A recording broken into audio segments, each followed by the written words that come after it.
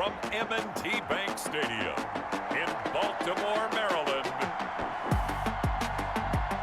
It's Week 5 of the NFL on EA Sports.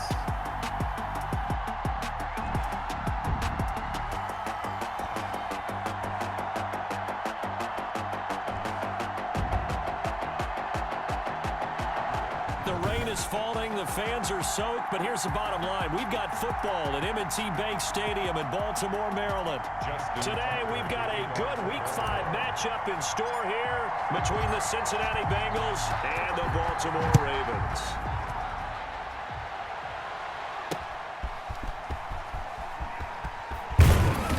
And he brings us out past the 20 to the 24. The Bengals set and ready to go on offense, leading the charge out of LSU. Joe Burrow, the #1 overall pick back in April. Well, he did go 2-2 in the last ball game. Well, actually, he went 2-2-1, with the one being the victor. Yeah. That's the bottom line there. But wasn't it funny at practice? He threw one when we were watching, threw an interception, and the defense got on him a little bit, good-naturedly. But they're letting him know, you got to cut down those interceptions. We can't bail you out all the time. Yeah, 2 touchdowns, 2 picks. But as you said, they got the win in that effort last week.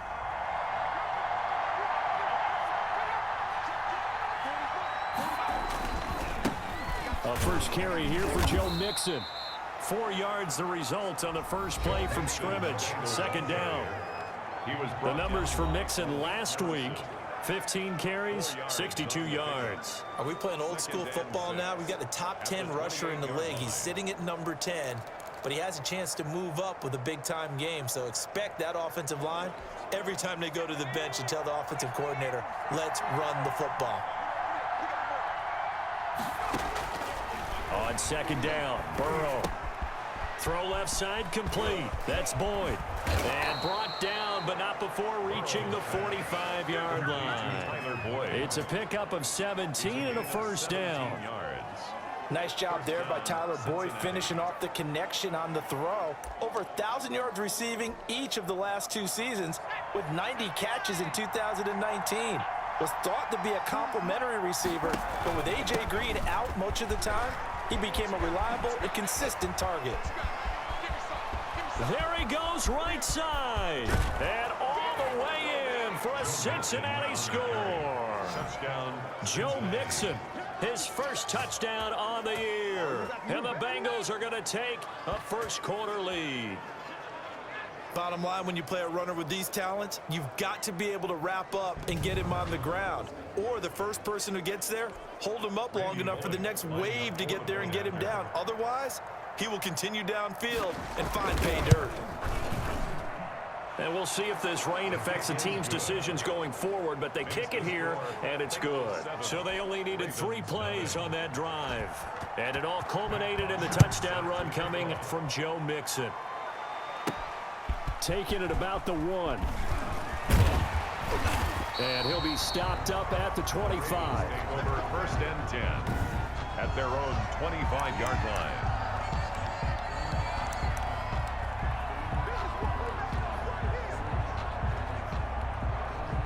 Jackson and the Ravens come up now first and 10 at their own 25-yard line. From the gun, he'll set up to throw. The Bengal pressure gets him that time. Down he goes. Geno Atkins got home that time. That's called setting the tone right away. It certainly is, and it lets you know just how important communication is amongst the offensive line. They talk about it all the time, knowing each other's moves. You've got to be coordinated and in sync. Otherwise, your quarterback gets hit. He's going to take off with it. Give him 7 there on the tuck and run, and they're in better shape now for third. He's brought down by William Jackson.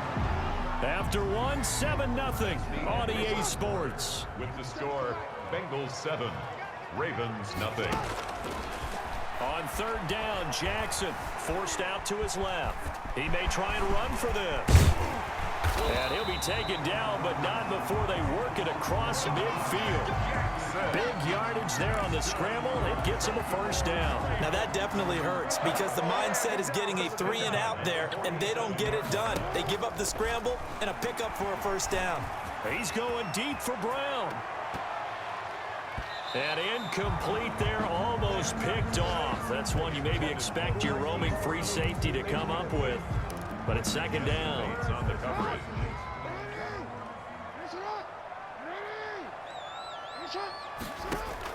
To throw again. Jackson eluding the pressure right. And he's going to keep it here. He'll wind up getting 4 there on his own, but it will leave him now with a third down situation. By Jesse Bates. It's a gain of 4. Jackson from the shotgun. Flushed out right. And he can only get this to the 42-yard line. And that is not near enough. Only able to get back a yard for his efforts, and that leads us to 4th down. It's 4th down. He was able to get away earlier in the drive, but apparently all the time they put in practice finally came to the front, didn't it? They remembered their lessons and found a way to contain him when he took off on that one. Now on 4th down here, that pass knocked away and incomplete. The Ravens go for it but come up empty. And the Bengals will get the football back. Well, I guess they wanted to get that touchdown right back on their first drive but failed to do so. And what they have to be careful of is pushing so hard to stay right there, to stay even with their opponent, that they gas themselves. Throw for Boyd, but it's intercepted. He's picked off at his own 46. That time defensively looked like they showed quite a bit of pressure but backed off, and it proved fruitful. They get the pick. He went through all of his rules about getting rid of the ball quickly because he read blitz. He saw all those people stacked at the line of scrimmage, and then they fooled him by dropping into coverage. Now he's ready to get rid of the ball fast, but guess what? Too many defenders out there. Exactly as you described, an interception. Now it's Jackson. Out to his left. And now he's going to use his legs. And this will leave him a yard short. Nice pickup of 9 yards on first down. Now the Ravens going to use one of their timeouts as they stop it with 16 seconds to go in half number 1. At the 32-yard line.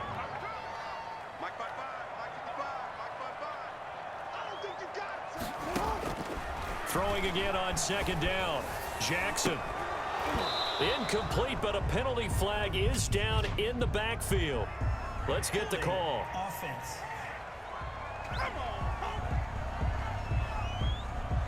Umpire threw the flag, usually always indicates holding, and that's what we've got. And you know, depending on their positioning, where you are on the field, the umpires get different responsibilities, but always, always making sure no one's holding.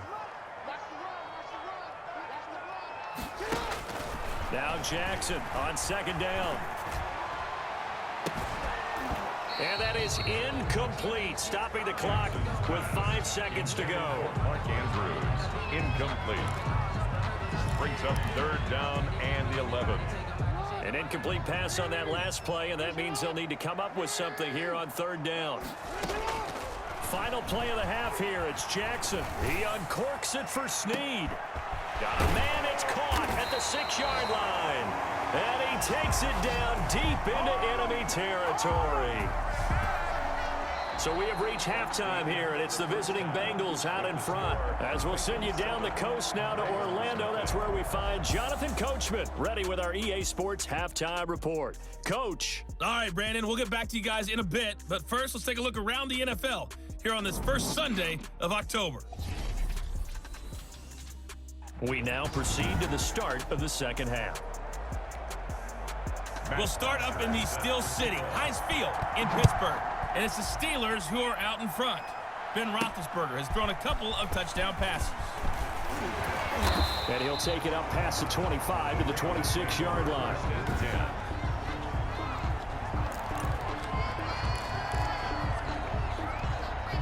The Raven offense set at the line for this next drive. They come out here with a 0 on the scoreboard. What was said in that locker room? That's what I want to know. I would love to have been in there because we often have the feeling that there's a lot of shouting, screaming, people upset. But typically, halftime locker rooms are a lot more clinical than that. And in this case, are they upset that the plays weren't working because of execution? Or did they think just... And he's going to lose a yard or two, taken down behind the line. Logan Wilson brings him down, and that's a play he's going to remember. The first sack of his NFL career.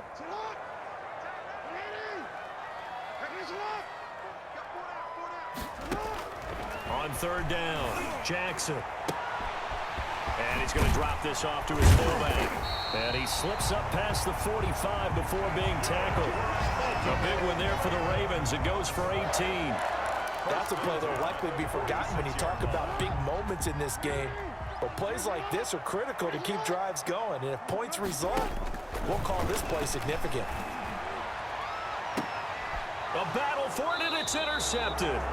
Picked up by Jesse Bates. And they will take over at the 29-yard line. They'll take over 1st and 10 at their own 29-yard line.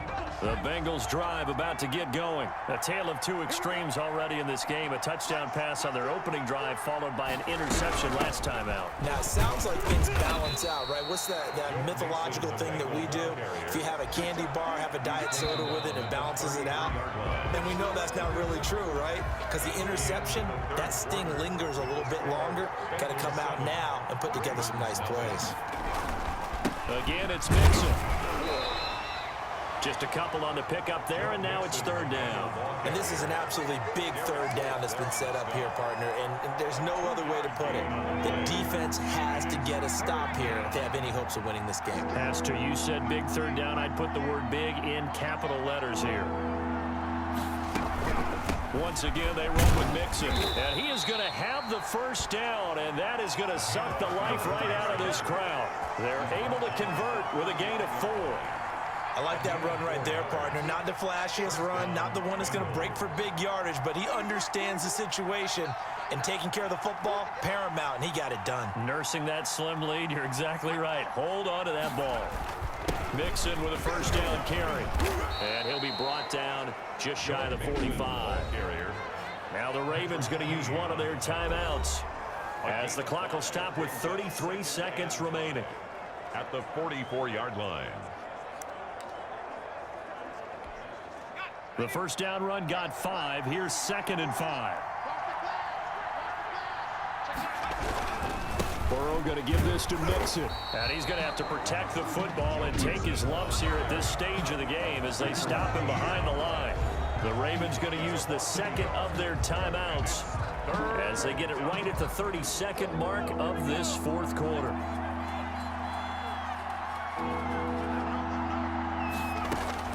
Here we go with Burrow. And he can't get a throw off. He's taken down. What a huge play at this point in the game. Ravens going to use their 3rd and final timeout as they'll stop it with 25 ticks remaining on the clock. He was called on 3 times in the win last week as his first one here's away. Call that a punt of 38 yards officially. And control of the football switching hands here with very little time remaining in this contest. Baltimore about ready to go on offense. And we've seen drive after drive come up empty for them, and they've yet to dent the scoreboard, yet still right in the middle of a one-score game. So this is where you absolutely have to forget everything that's happened in your previous drives. They don't matter right now. You just mentioned it. One-score game. This drive here can erase all of what happened previously. And he can't hang on to it. That would have sealed it. Instead, 2nd down.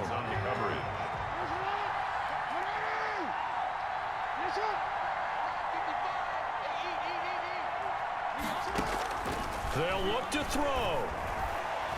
He's going to let it fly. And he can't corral it. That would have wrapped it up if he'd been able to hold on. Instead, it brings up 3rd down. Brings up a 3rd down and 10 yards to go.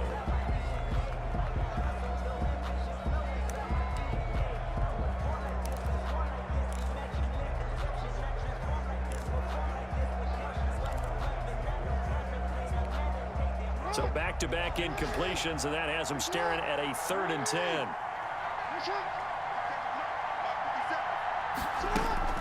One last shot for Jackson. Now a desperation throw deep downfield. That's caught inside the 20. And he's in for the touchdown with the clock reading triple zeros. And the extra point, if they hit it, will send this thing to overtime. Well, there's no doubt they just seized the momentum with that one. They can go ahead and kick the extra point here and ride that home wave on into overtime.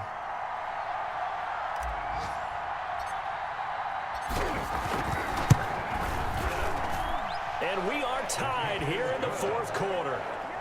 And we have free football overtime. Here we go, my friend. And the way this game played out, this is exactly how it should end, going to overtime, because neither one got an advantage today. It's a little teaching moment here. Overtime rules. Remind us how this goes, partner. Okay, so in the past, we had sudden death. First team to score wins, but no longer. Now, if the team receives the ball, scores a touchdown, they win the game. If they kick a field goal, though, or don't score, the other team gets a possession. And after both teams get a possession, then we're into sudden death. First team to score wins the game. So a tie ball game here as the kick's away. Taken about 7 yards deep. And they will play it safe here and bring this one out to the 25. Now the Cincinnati offense ready to see what they can do here. They control their own destiny here. They have the football in overtime. Obviously, a touchdown would win it. And I think teams around the league are still adjusting to the idea of going downfield, scoring a touchdown wins the game, because they were used to just going downfield and trying to get in field goal range to win a game. Still having to make that transition. Let's face it now, the ones who are doing it best know they need to go down, attack, put the ball in the end zone, and not leave it up to a field goal and give the other team a chance. Yeah, as we said, they control their own destiny now. Now Burrow loses the football, and the Ravens have got it. Come on, bring it, man. Lamar Jackson sacked. Fumble on the play. Recovered by the defense. And a costly mistake. Coaches talk so much about ball security, and in overtime, so paramount. Partner, do you ever wonder if maybe they talk about it too much? Too much, yeah. Doesn't seem like you can, but maybe by discussing it time and time again, and you know they overemphasized it here, it almost became self-fulfilling. And any points beat them here, field goal or a touchdown. And he can't find anywhere to go with it, and he goes down. Carl Lawson with a little how do you do as he gets in there for the sack. First down, a bit of a disaster, and now on second and goal, back even further. Well, there's still time to rectify this situation, because the silver lining, they took a sack on first and goal. But that close to the goal line, it still definitely hurts. Try to lob it in there, but it's incomplete. Interested to see what they dial up here. Third and goal with a lot of green between them and the end zone.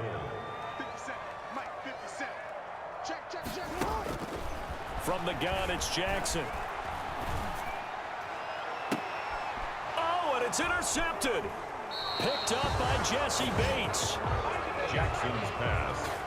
So we will see yet another drive in this overtime. For whatever reason, neither team able to finish this game off. I know that the first thought is, does anyone really want to win it?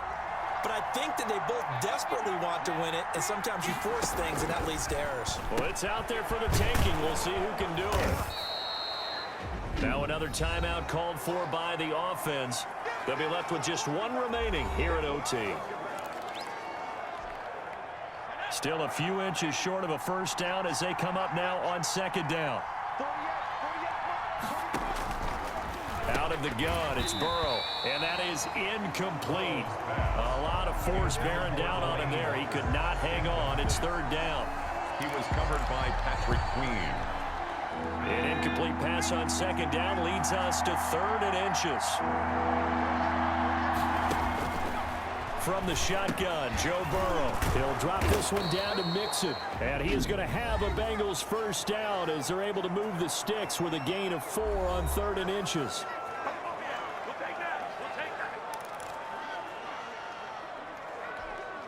So they'll come up first and 10 now from the 33.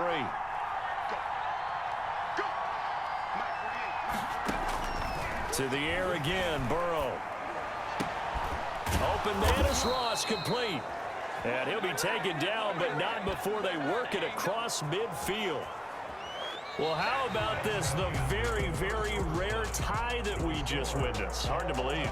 You don't see it very often.